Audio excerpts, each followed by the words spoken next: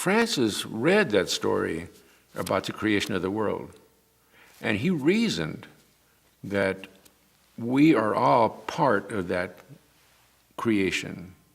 We are part of the birds, the bees. We're part of all of that. The sun, which gives us warmth and light, the moon, which reflects that, the water, which is pure, which we drink, and the food that we eat, and all of that. So he began to see himself as just being at that level. And for that reason, he would actually speak to the birds and the fish, and you have wonderful paintings of him where the birds are there listening to him. That was by Giotto, I believe, one of the Italian artists. The scholars who have studied Francis's life now give him a tribute for making a major change in the culture of that time. He was born in the late period of antiquity, at the beginning of the medieval period, which in the 13th century saw a great flourishing of poetry and of art. Francis himself was a poet, and he would often recite poems to the animals. I understand there's about 7,000 men and women who live the rule of St. Francis in religious life. But beyond that, there's just hundreds of thousands of people who respect Francis, in their own way try to imitate his life, and certainly have a great affection for him. You'll see statues of Francis just all over the place. So that's Francis. He taught people that happiness and peace is not going to be found in possessions of things, at least overabundance of possessions, but that if you can divest yourself of that, not depend on them, yes, we know we have to have those things for sustenance, but don't overdo it. Don't fill barn after barn after barn with your possessions. Don't, in modern terms, don't build all kinds of places to house all your cars and that sort of thing. What are you going to do with them? You can't take them with you.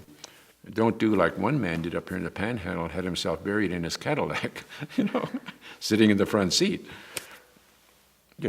Obviously that was the source of his satisfaction. Can't judge him. God will have to judge a person like that. Francis's whole thesis was, you will find that in the beauty of nature, sacraments of encounters with God, visible things. So appreciate the environment, respect the environment, keep the soil the way God made it, the air, the water, keep that as pure as you can, and you will be a happier person for it.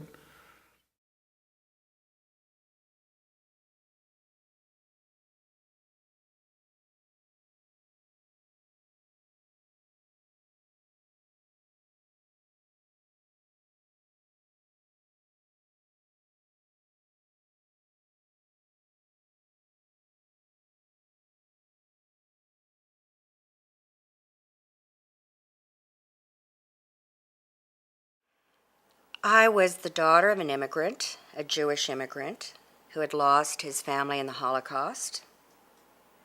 My father loved people and felt that human rights was a very precious thing, and I was born and raised with that philosophy. Also, when I was in, I believe it was 6th or 7th grade, that was the time of the Eichmann, the trials for Eichmann in Israel. And it was also the time of the civil rights movement. And I was exposed to all of it due to my father. Every summer, my father would take me and my mother, and we would go on his business trips with him. I remember when we got to Birmingham, we went to go into a cafe, and it said for colored only. And I was afraid. I think it was 11. And I said to my father, if they knew we were Jewish, would we be welcome? And he said, well, you think about it when we go in. And I was so afraid I couldn't eat. And he said, the winds of a Holocaust are never quelled. they always reach out through human greed and indifference. And I never forgot that. And so, basically, a little Jewish girl from Tucson, Arizona, who didn't have any education, stood 5 feet tall, got everybody together to fight a corporate giant and all the government agencies, who, by the way, were also sending their own hazardous waste to this facility. Yeah, a lot of people don't understand how people got sick. Was it from the water? You know, how did a deep injection well facility cause so much health problems? And you've got to understand that not only did they do deep well injection, but they had a solvent recovery facility at the surface. They had a fuels reblending facility at the surface. And of course, there were trucks that overturned and spilled out their contents. Also, volatile chemicals, if they were spilled out, could be airborne. So the facility site itself now is highly contaminated. It's contaminated 3 aquifers. The soil is contaminated.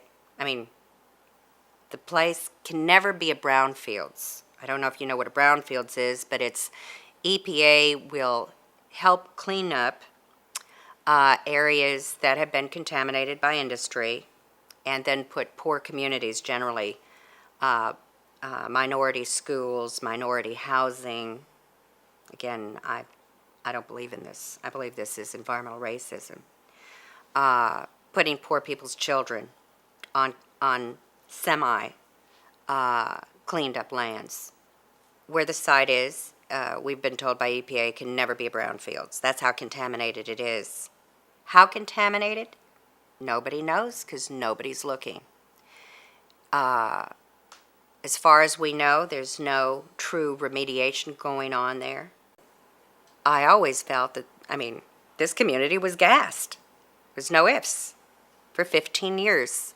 So there were some children who were conceived, carried, born, and lived all of their lives being gassed. And in America, these were American children on American soil. I always say, where were our troops?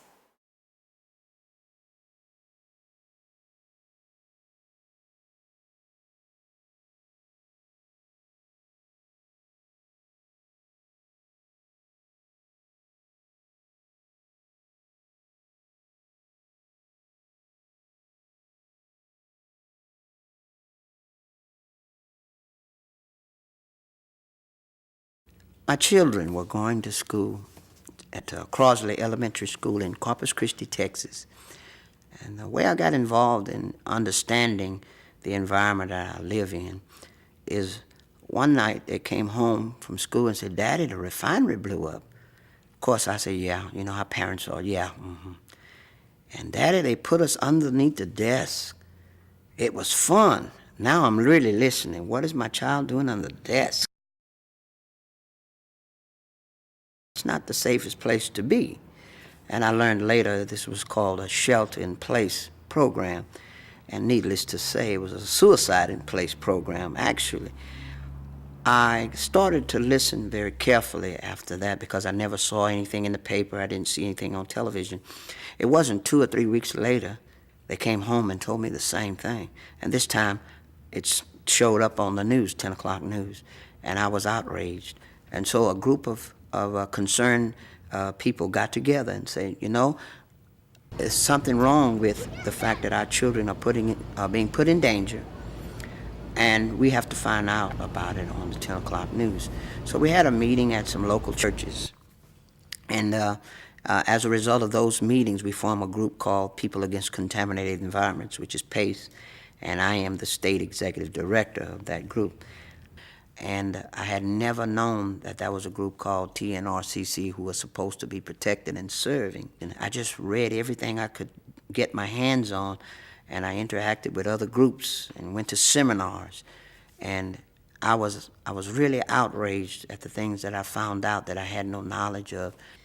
And after I got that initial shock through my children, then I had to get busy.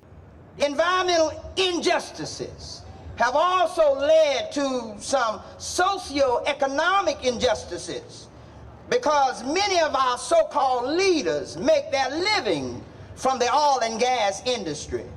And I'm here to say today that the handwriting is on the wall. We will not allow you to deal in the souls of men. I will not allow you to trade my son and daughter that you might live deliciously. At first, it was a resistance to change. And, you know, and I'm gonna interject to help this analogy on the issue of slavery. Everybody didn't welcome abolishing slavery because slavery was money. Slavery meant money for everybody, and there were laws that backed it up to keep it in place. But slavery lasted so long because the church sat and watched it. And when the church could no longer tolerate slavery, then the church spoke out. Historians will be calling this not the peak generation, but the generation of integration. Martin Luther King was the leader of that movement, but he wasn't the only clergy in the ranks. There were many clergy. There were rabbis, there were United Methodist Church, and that's what needs to happen in this movement. When the church speaks out on the issue, it can't help but move. At first, they kind of rejected the idea, and I understood why. Many of their children worked for chemical plants and petrochemical plants and industry and waste management and all the sorts, and they give a lot of gifts to certain people, and even in one point provide some scholarships. And so they were very reluctant to walk out on the issue, and then another explosion happened.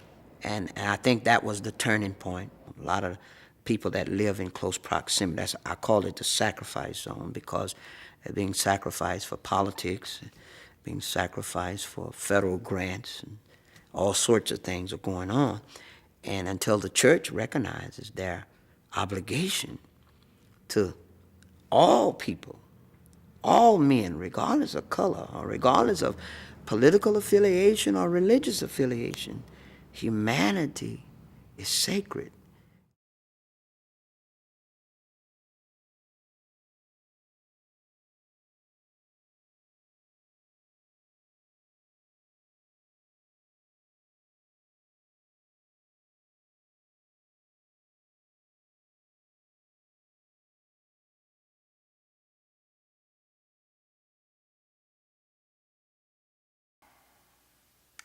Well, I'd say in the last 20 to 30 years, there has been a whole new current of spirituality in the U.S. and in other countries too. Women's spirituality, which is pagan. And there are certainly male witches also. But I'm part of what they call Dianic witchcraft, which is mostly women. It really is I hate to say religion because it's not a religion like other religions that you know, because it's really not very patriarchal. It is a way of being in contact with the forces of nature. Women get together, or sometimes women and men, because there are mixed groups that do it, and they do rituals which try to change the consciousness in a sort of psychic, spiritual way towards good things. This is all positive witchcraft. And it has to do with imaging, imagining, and using your words to make changes, and contacting the forces of nature in a psychic way, and you might say tuning in. Then when you do this in a group way, it creates an energy, a group energy, that is also in a contact in a kind of a different level.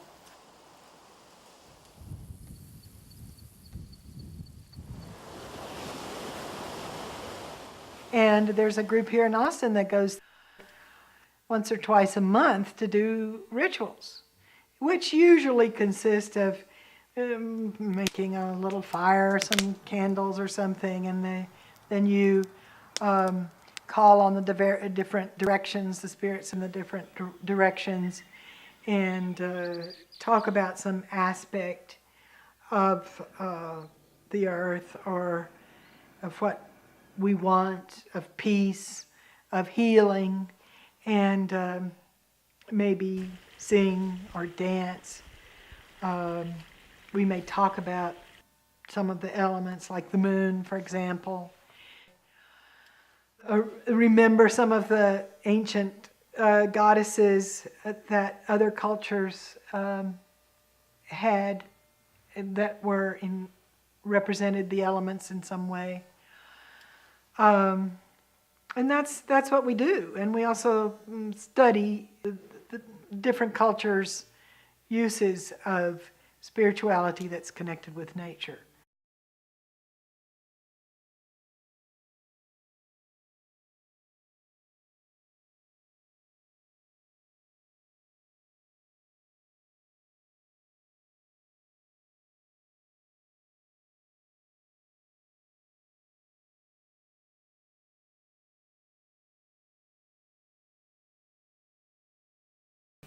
In the new catechism, the big catechism of the Catholic Church that came out in, 98 or so, and this was the first catechism since Trent, in hundreds of years, there is a paragraph on the integrity of creation, and that while we have the right to use creation, we do not have the right to change it into something that it's not. In other words, there's an integrity of creation that must be honored.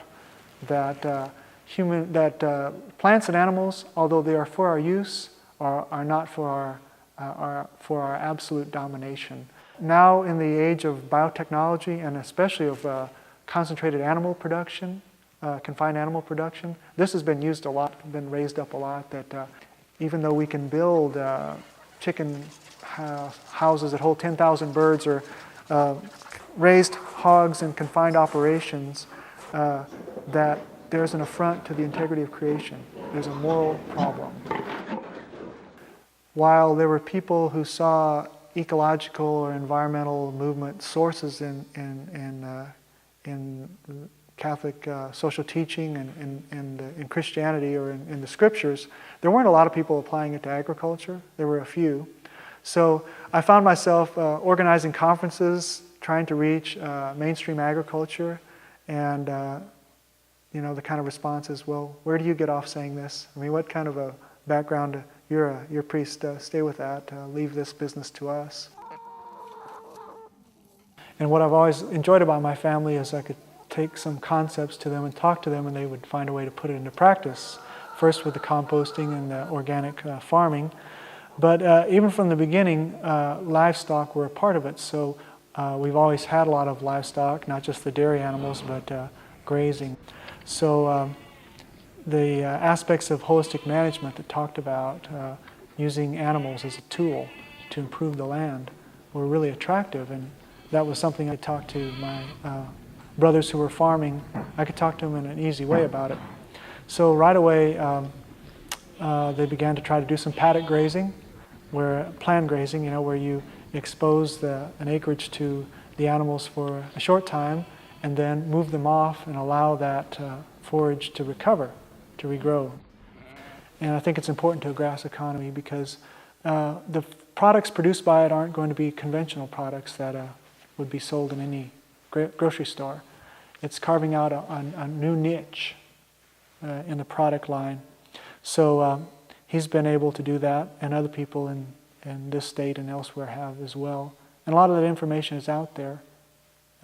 So it's helping people make those connections, individuals who do want to make a change.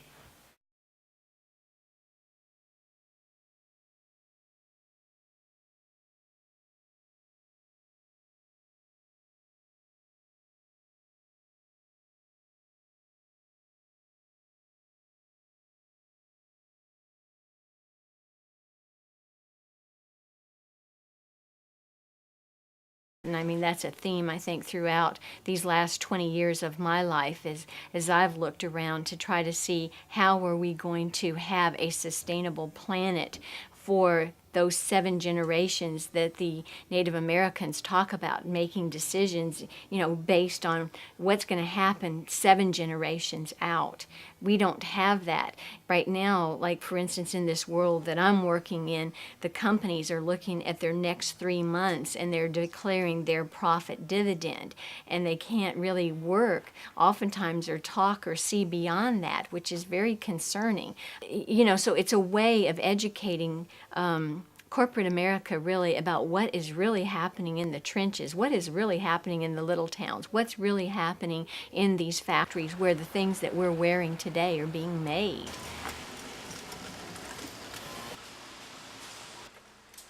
In 1993, between the Coalition for Justice and the Maquiladoras put out a report called The Issue is Health.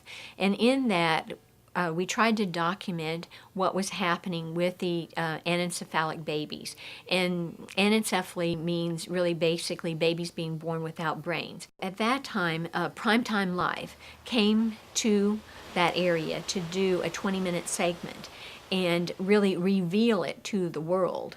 And in the meantime, also, because of the North American Free Trade Agreement being debated in Congress, the Center for Disease Control came to that area to do a study, because people were very alarmed, because, that wasn't the only area of the border that was having it, but that was so many. So the Center for Disease Control came in, and because of boundary limitations, did not look on the Mexican side for any answers. So this points out a problem that we face in these border areas, because we don't have jurisdiction in a binational manner. Why is there not another study? Why is there not another investigation? We weren't talking about the North American Free Trade Agreement. We weren't talking about any other things that really stimulated enough interest to have people demand that you come back and do another study. So if you look up and down the border, and like we do in the Coalition for Justice in the Maquiladoras meetings, and hear people and see what they're doing, some colonialists have even gone door to door to try to document the birth defects or to document problems that they're having with breathing or whatever it is, because no one else seems to care. The church has always been very strong on looking at the poor, working with the poor.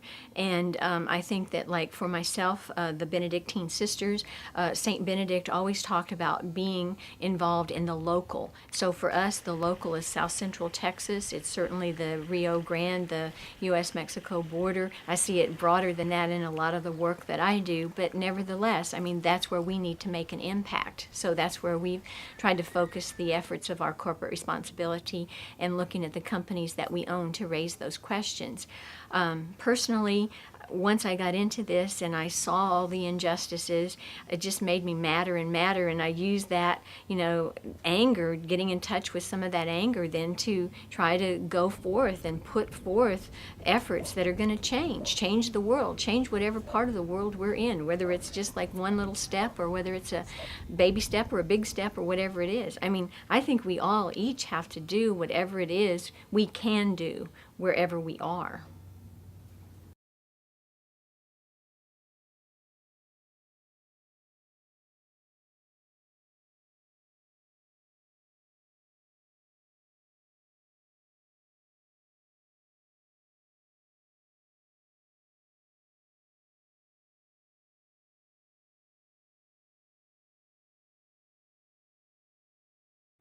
If we're called upon to love each other and to live in harmony and live in peace, I think that also has to be brought to bear on the natural world also. I think it has been misconstrued in the past to see us dominating the natural world. We are part and parcel of it. We can't dominate. It's going to overwhelm us if we try to dominate it. It's going to end up taking our own life. We can't control certain aspects of the natural world. All we can do is try to live in harmony with it. And the quicker we see that, I think the healthier we're going to be overall. And I think it's a real challenge for conventional religion to begin to see that they have to focus on this also. This is the kingdom. We are the kingdom. We are the church. This world which has been given into our hands needs to be cared for. And you and I will do this. In our own small way, we will change the face of our earth. Let's accept the challenge. Let's be about God's business. I find it extremely interesting that people in today's day and age, because of the stresses and strains of everyday life, really look to find a place where they can recharge. And I think whether it's psychologically or spiritually, I think they all go together. I find the same thing happening in my own life. It's a place to pull away and to marvel at what surrounds us. I think the more we delve into the natural world, the more we are amazed. There's just so much out there. We could spend lifetimes just studying one particular species, let alone the biodiversity that we face down here, whether it's plants or animals or mammals or reptilian goodies and the like, birds, for example. Watchable wildlife had become the catchword, and ecotourism again was coming on to its own. So I think that they saw the opportunity of beginning to milk what was already understood by the birding community at large. We put together this festival, offered to the birding public. It was a success from the beginning. I mean, we had more than we could handle in that first year. We learned an awful lot of what to do and what not to do, but I think it worked out very, very well. And as a result of all of that, we've watched our local populace begin to see that they had something extremely special down here and realized that they were the stewards of an avian resource that was unique to the United States. I mean, many of these species occur in Mexico, but as far as their presence in the United States, some of these birds had a range of a couple hundred yards along the river. Maybe very few, but nonetheless there were some species that didn't occur anywhere else outside the Rio Grande Valley. And people began to understand that they were again the stewards of all of this and began to recognize the economic impact that it was having in their area, the quality of life that they could have as a result of all of this, looked at themselves as being able to enhance the habitat that was in this particular area and the need to do so. I think they're looking a little bit more acutely at things like habitat destruction. And they're trying to find ways to limit that in such a way whereby progress can continue, but by the same token, not to take away what is so critical to another aspect of their quality of life. I just love being out there and to see what's available to us, to recharge our batteries, to bring us back into a sense of focus, and to realize what are the important things in our life. The more we are enhanced in that regard, I think the more we can look at the rest of our world and realize what we have to do out there.